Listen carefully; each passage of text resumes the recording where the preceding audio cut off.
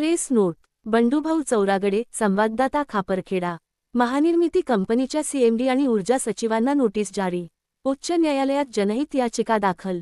सल्लागार पदभरती प्रक्रियेत गैरव्यवहार. कोणीतरी खूप छान सांगितले आहे की गुन्हेगार कितीही चलाख असला तरी कायद्याच्या कचाट्यातून सुटू शकत नाही, कारण कायद्याचे हात खूप लांब असतात.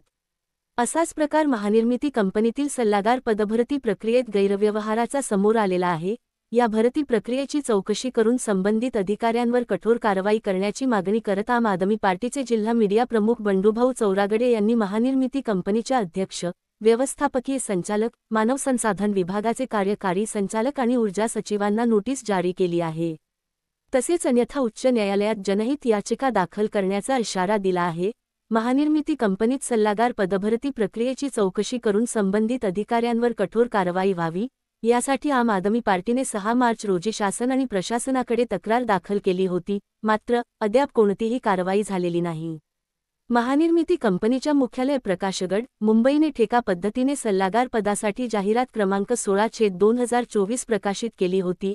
अर्ज सादर करण्याची अंतिम तारीख 27 जानेवारी 2025 दिली होती, परंतु या जाहिरातीत कोणतीही ठराविक कालमर्यादा दिली नव्हती. त्यामुळे महाजेनकोच्या जबाबदार अधिकाऱ्यांकडून अशा प्रकारची चूक कशी झाली, असा प्रश्न उपस्थित होतो. या सल्लागार पदासाठी 4 अर्ज आले होते, त्यापैकी 2 उमेदवार पात्र तर 2 अपात्र ठरविण्यात आले. महाजेनकोचे माजी जनसंपर्क अधिकारी यशवंत मोहिते यांची 28 फेब्रुवारी 2025 रोजी सकाळी 11:30 वाजता नियुक्ती करण्यात आली आणि मानव संसाधन विभागाचे कार्यकारी संचालक नितीन वाघ यांनी त्यांना त्याच दिवशी ठेका पद्धतीने सल्लागार म्हणून नियुक्त केले.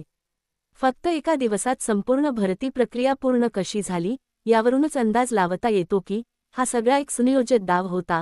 महाजेनकोच्या माजी जनसंपर्क अधिकारी असलेल्या यशवंत मोहिते यांनी महाराष्ट्राच्या तत्कालीन ऊर्जा मंत्र्यांचे पीए म्हणूनही काम केले होते. जनसंपर्क अधिकारी असताना पत्रकारांचे फोन न उचलण्याच्या कारणावरून ते बराच काळ वादाच्या भोवऱ्यात होते.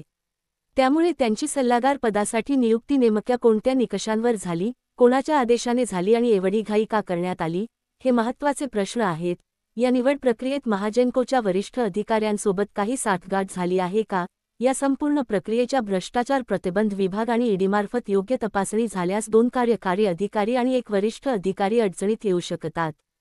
त्यामुळे शासन आणि प्रशासनाने या प्रकरणाची गंभीर दखल घेणे अत्यंत गरजेचे आहे.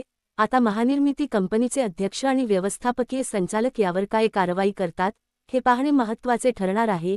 या संपूर्ण प्रक्रियेवर जनतेच्या नजरा लागलेल्या आहेत.